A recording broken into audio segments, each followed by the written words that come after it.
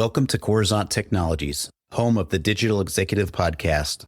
Welcome to the Digital Executive. Today's guest is Ryan Chesterfield. Ryan Chesterfield is the founder of AutoFC, a leading consulting firm specializing in warehouse automation and supply chain optimization. With over 15 years in the industry, Ryan is recognized for his hands-on expertise in guiding companies through complex automation projects and designing technology roadmaps that address both operational challenges and industry demands. As a conference speaker and a featured expert in publications such as Automated Warehouse, Supply Chain and Demand Executive, and Air Cargo Week, Ryan shares his insights on the critical factors for successful automation adoption and product market fit. His practical approach emphasizes user-friendly, scalable solutions that align with real-world environments, helping companies maximize ROI and meet evolving market needs.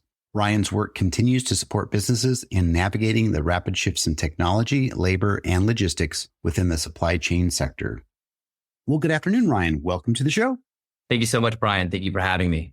Absolutely. I appreciate you jumping on to a podcast and hailing out of my old stomping grounds there in Orange County, California, Costa Mesa area.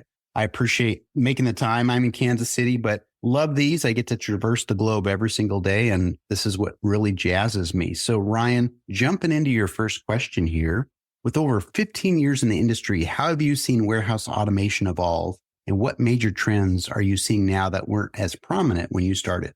Yeah, so I'll start off with the trade shows. I've spent my whole career on the vendor side, mostly selling automation. And so therefore I'll go to all these trade shows. And a trend that I've noticed just in the past couple of years is the shift to type of companies that are at these events. When I started, the folks that would go to these trade shows, and these are mostly aimed at industrial environments, warehouses and factory on the material handling sector. So it was mostly companies that sold steel. This means conveyor, this means forklifts, this means shelves. This was the majority of the equipment that was being brought in to aid in fulfillment in a warehouse. And if you go to these shows now, you see that the companies that have the biggest booths are technology companies. They're software companies, they're robotics companies, and a lot of the folks I referred to as the steel companies before, the forklifts, the conveyors, they have shrunk their booths and or are not even bringing their booths to the shows anymore. So there's just an observation in technology is definitely bringing new tools to the warehouse, and the customers are interested in different things, really. And I think this is being driven in two ways. One way is the service level. Consumer demand is rising. Right? Amazon offers 2-day shipping, 1-day shipping, same-day shipping. If you're a major retail, you need to achieve this service level to be competitive. Lots of people have free returns or lenient return policies to increase volume out of the facility. And so this is creating a need to be closer to the customer. And as a Southern California native, I'm sure you're familiar with the IE, the Inland Empire here, which is really our hub for distribution in Southern California. And it has just exploded in the past 10 years. And this is to bring goods to all the consumers. In order to get it to them in a day or two, you need to be close. You can't afford to have one DC in Kansas City to service your customer as quickly as you would like. So that is driving customers to change how they're operating. Another shift is e-commerce. And e-commerce has totally rearranged the warehouse needs to work in order to get product out of the door. In the brick and mortar model where we were shipping goods to stores, we would put a whole bunch of stuff on one truck that would go to a store. Maybe it goes to a couple stores. And so we would pick, cases or pallets of stuff that goes on this truck. And when you move to an e-commerce model, you now have to pick at a unit level. To get the same amount of units out the door as a pallet, for example, you may have say 1,500 units on a pallet, depending on what it is. It could be a shirt, it could be a phone. And you used to go get that with a forklift, pull it off the rack and drive it onto the truck. To get those same units out the door, I have to go back and get that unit 1,500 times, however many would be on that pallet. And you can imagine one trip with a forklift is much different than 15 individual trips to a location to grab a good. So just the fact that we're ordering things in 1 or 2 item orders has put a lot of stress on a warehouse, or rather, it just needs to be done in a different way. And technology is really enabling this by having goods being brought to users so we don't have to walk as far, or maybe we're organizing our information better. One example I can think of is what we call batching, where it's kind of like we go shopping for the whole neighborhood instead of just ourselves, meaning we'll go to the store once and get stuff for everybody and we'll sort it out later versus everyone having to go to the store themselves.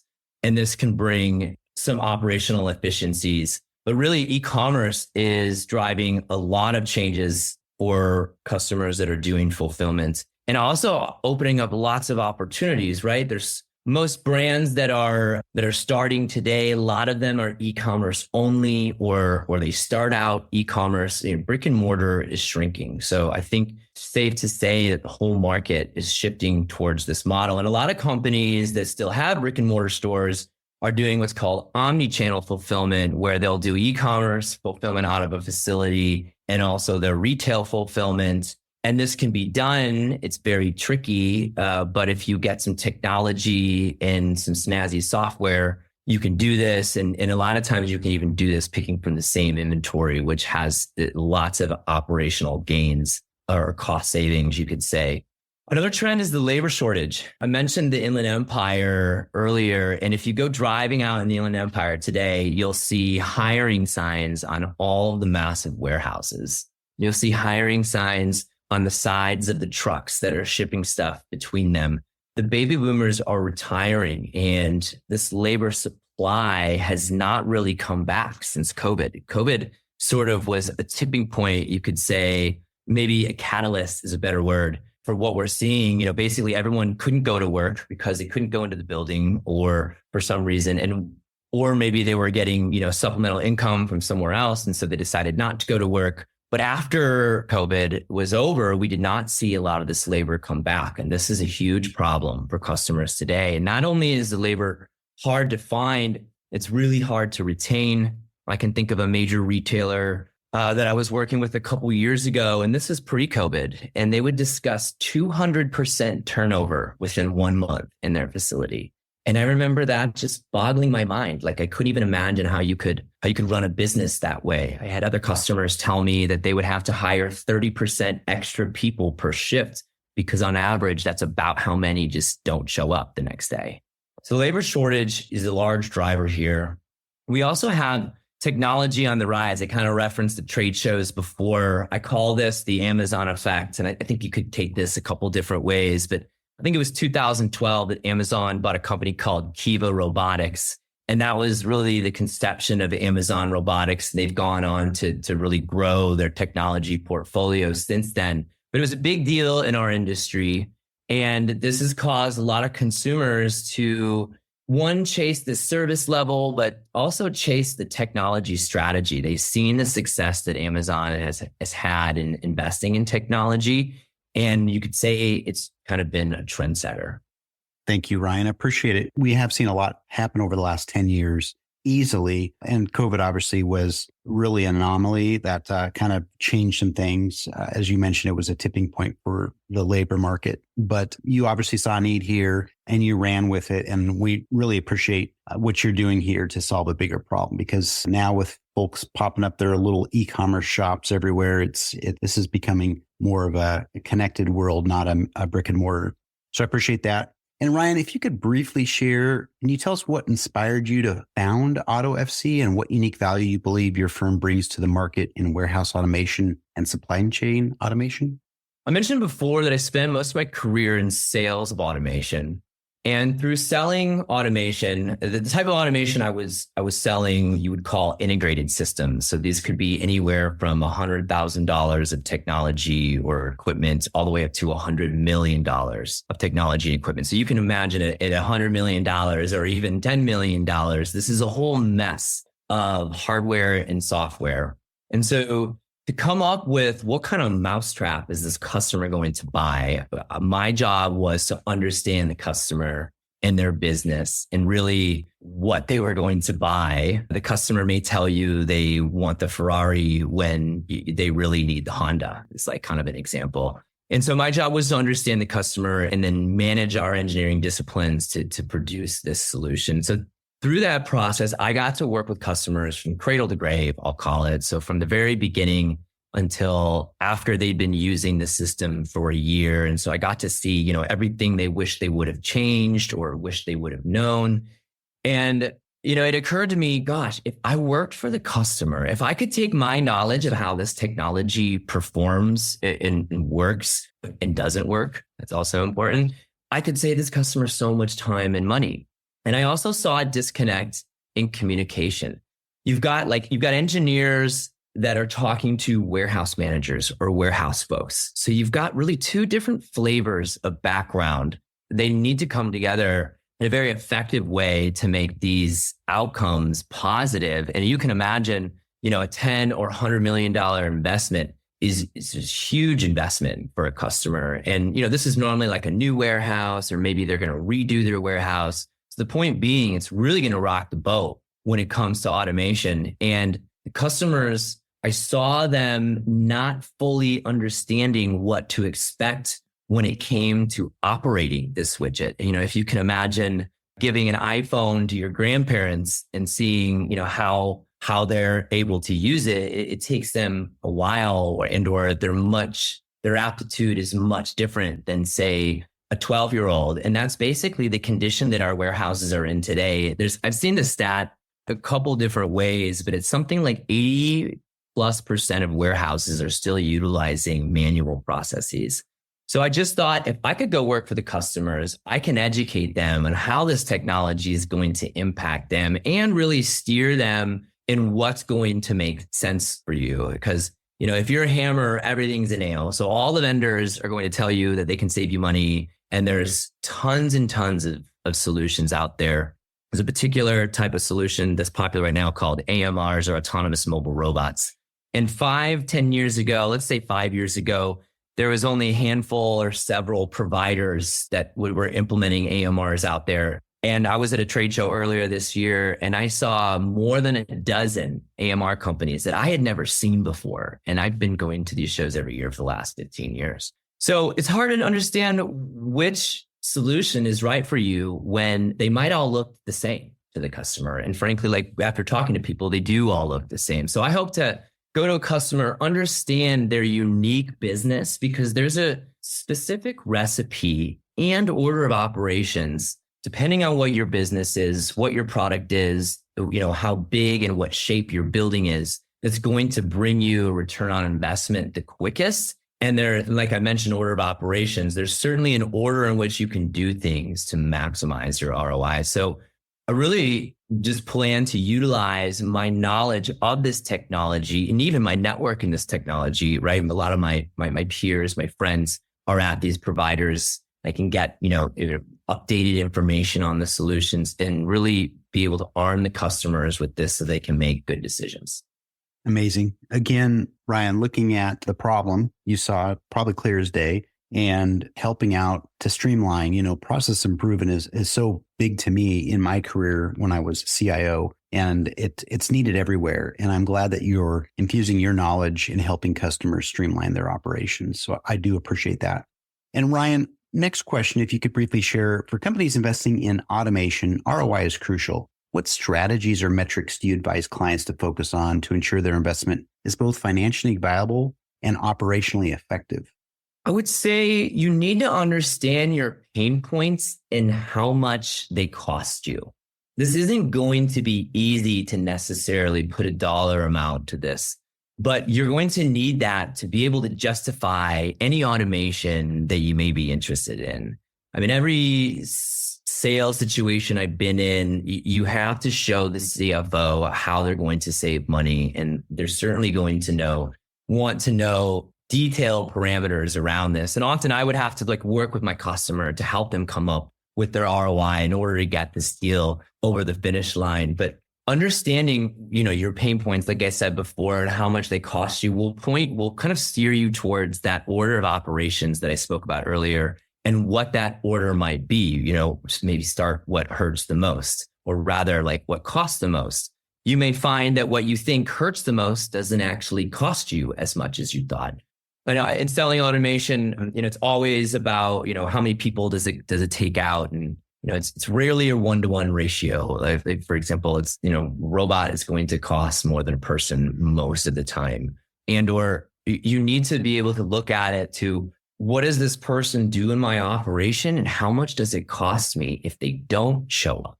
Because the robot is definitely going to show up. It may be slower. It may have constraints or things that it can't do that a person can do. But I mentioned that turnover before. The reason that you're going to do this is to help you soften the hit when you have variables in your labor supply. So I would say understanding your business really, and go through an exercise and putting dollar amounts to your pain points.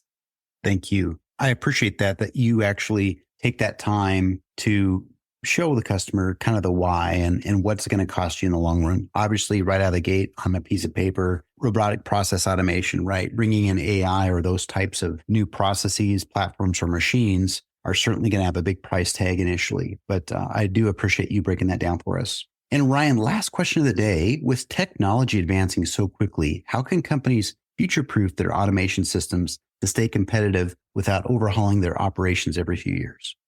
So I spoke about the order of operations a couple times now, and this is really going to start with data. The data is crucial. You have to be able to get the zeros and the ones to the robot. And warehouse systems of today, we have WMS, or warehouse management system, is a software that many warehouses are using. A lot of customers don't even have a WMS, and they use their ERP that has an inventory module to do WMS-like functions. But you need to have an understanding of how your zeros and ones, this is what I'm calling data, or organized, because this is what the robots are going to need to be able to consume. So if you don't have these to begin with, the robots are not going to provide the results that you're looking for. And this is a kind of an example of what I was referring to when I mentioned the cradle to grave and saw where customers may have missed up front, even though the automation was doing exactly what we said it was going to do. If there was a piece of data that they were not able to give to us, or were not able to give to us in the same format, it changes how the automation is going to perform. So certainly having a data strategy in place and expertise on the data is going to be crucial. And back to that expertise, I would say that's going to be a big part of this. There's not that many. Well, I guess I'll say that I have found that I'm able to bring a unique perspective to the customers based on my knowledge of this. And I kind of mentioned before, right? Warehouse operations, their job is to run a warehouse, manage people, solve problems on the floor when it comes to logistics. Their skill set is not going to be understanding data necessarily, or understanding robotics, and certainly how that's going to affect the operation. So you need a subject matter expert that does understand this, whether you bring it in-house. And I get these jobs often. I try to turn them into consulting opportunities, but lots of major retailers or major companies are now starting to hire automation experts on their internal teams. And you did not see this more than 3 years ago. These positions didn't exist. They would just essentially rely on the vendors. So the awareness has come to a lot of the warehouse operators that they need this expertise. And so certainly, I think that's going to be crucial to your project, is having an understanding of what you're getting into and making sure your organization is ready to allow that technology to perform. That's awesome. Thank you again. Shining that light on the problem, bringing a solution to this industry is so helpful. And as some of the technology is exploding and we're seeing more and more of a demand where consumers want to see their product in their doorstep within 4 to 8 hours, is truly a reality today. So I appreciate you, again, breaking this whole thing down as far as the industry and automation goes in warehousing. I think it's so important and so crucial that we get this message out to the world. And Ryan, it was such a pleasure having you on today, and I look forward to speaking with you real soon. Thanks so much, Brian. Glad to be here. Bye for now.